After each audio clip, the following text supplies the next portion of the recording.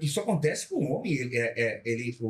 É diferente a qualidade do gameta, isso? Isso, Gameta. Produz também acontece com a idade ou não? Sim, e isso está sendo começou a se falar cada vez mais, porque antes se acreditava o homem pode, né, reproduzir até o final da sua vida, e hoje a gente sabe que não é bem assim.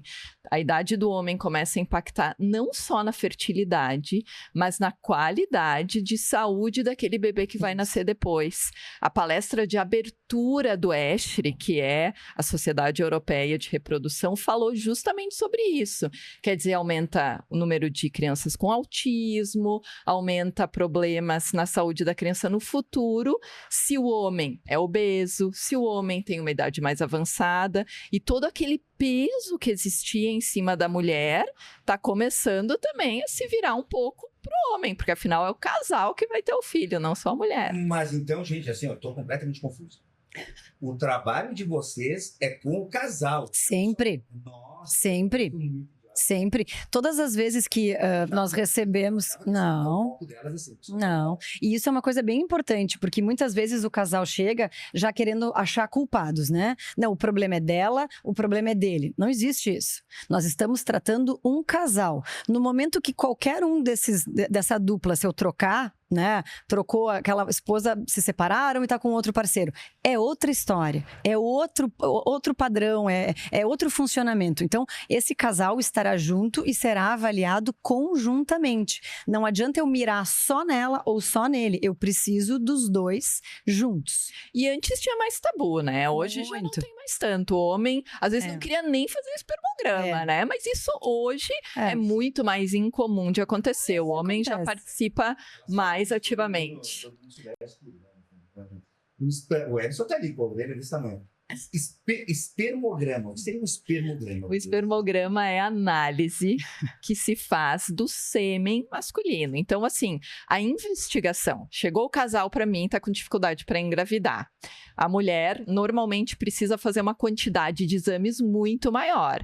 Mas o homem tem que coletar o espermograma para que a gente possa ver quantidade de espermatozoides, como é que esses espermatozoides estão se movimentando, a morfologia, se são normais, são anormais. Às vezes a gente aprofunda a investigação do espermograma, olhando o DNA do espermatozoide, vendo se é fragmentado ou não é. Então a investigação do homem costuma ser bem mais simples, porque é só coletar o sêmen. Mas ela é tão importante quanto toda a investigação que a mulher faz. É fundamental.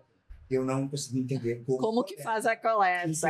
Não é quando a gente pede, né, espermograma para os maridos, eles já olham assim, e eu sei que a gente já não vai mais ser mais amigos, né? Eu sempre digo, acabou a amizade aqui.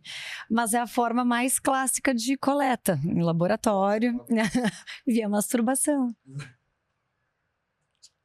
Não, desculpa, gente, eu juro por Deus que eu não minha atuação, eu não sabia disso. Sim. O cara vai no laboratório. Mas eu não consigo. Tem alguns... Tipo assim, passar onde no laboratório? Tem um quartinho, um banheirinho. Mas não tem uma enfermeira aqui. Não. Nossa, que isso, cara? Não. Sacanagem. Cara. Tem alguns pacientes que fazem a coleta... Tem alguns pacientes que fazem a coleta em casa. Não é o ideal, porque perde temperatura. E aí a gente pode... Aí perde a temperatura, os espermatozoides param de mexer e a gente não sabe se eles são móveis ou não. E coloca onde? Num potinho. E onde que coloca esse potinho? Entrega para a moça do laboratório. O potinho tem que ir para a enfermeira, né? Para a enfermeira. E, assim, realmente, muitos homens se sentem constrangidos. Eu não consigo por eles. Já teve alguém que, tipo assim, não conseguiu? Nunca que não tenha conseguido. Algumas vezes, então, eles têm que coletar em casa, porque eles estão mais confortáveis no ambiente de casa. Mas, assim, né? essa pergunta, sabe por que é bem importante?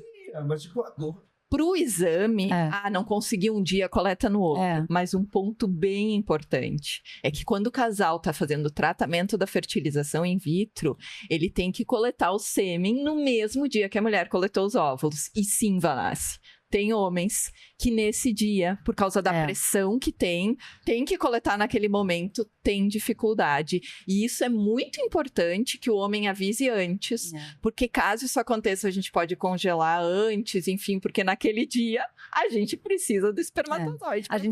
A gente tem estratégias, né? Então tem homens que possam, ou tem uma quantidade muito diminuída, muito pequena de espermatozoide, uma concentração muito baixa, né? E a gente tem medo que no dia da coleta venha azo, né? Que é a azospermia, que é o nome que nós damos para ausência de espermatozoide. Isso pode acontecer. A ausência de espermatozoide? Isso. É porque a gente... Como ausência? Quer dizer que eu posso ejacular sem espermatozoide? Claro. 1% da população masculina não tem espermatozoide. Claro. E aí? Aí depende de qual é a causa desta ausência. Porque eu posso ter uma azospermia obstrutiva, ou seja, eu tenho um problema mecânico, tipo vasectomia.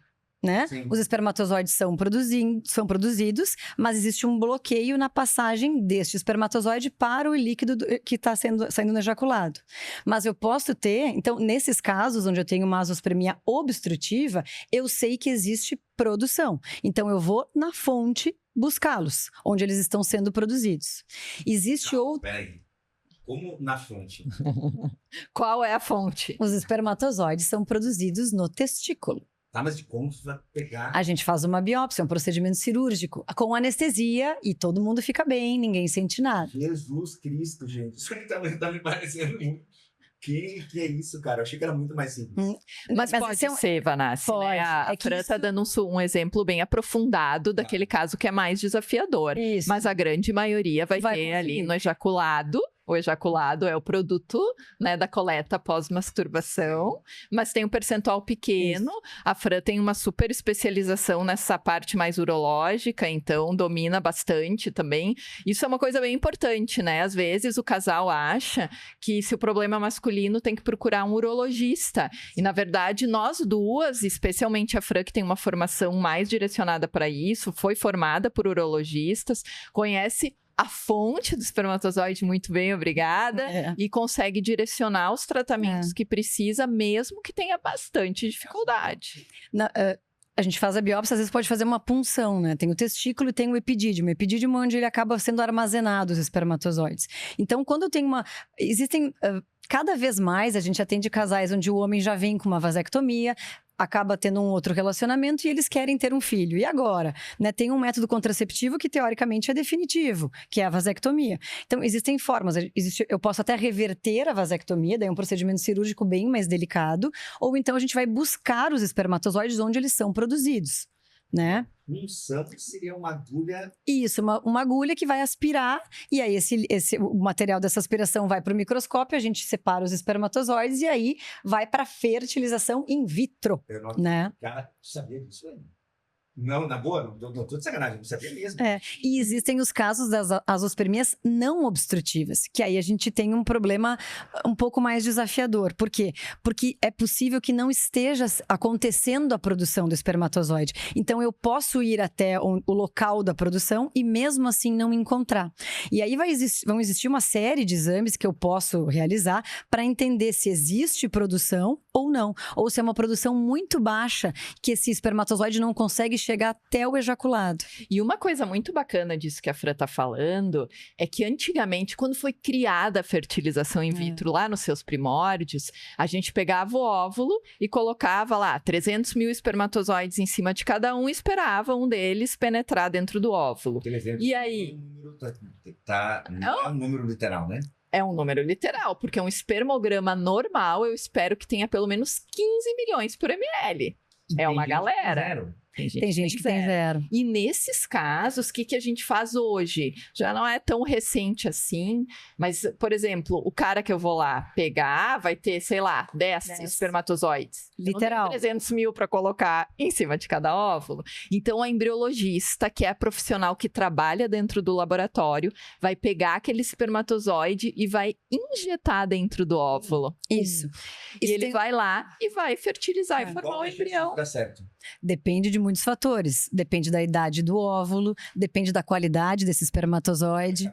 Hoje em dia, na maior parte das vezes, os laboratórios já não fazem mais fertilização in vitro convencional para garantir maior taxa de fertilização, a ICSI, é feita na grande maior parte dos óvulos. A embriologista Isso. coloca o espermatozoide lá dentro para garantir maiores taxas de fertilização. É um assunto bem controverso, né, da reprodução, mas é o que se tem feito. A literatura não prova que exista uma diferença tão grande assim de sucesso, mas atualmente a técnica mais utilizada é a ICSI. Então, tem uma foto clássica que, né, sempre aparece quando se fala de reprodução assistida, onde tem o óvulo e uma microagulha injetando o espermatozoide dentro deste óvulo.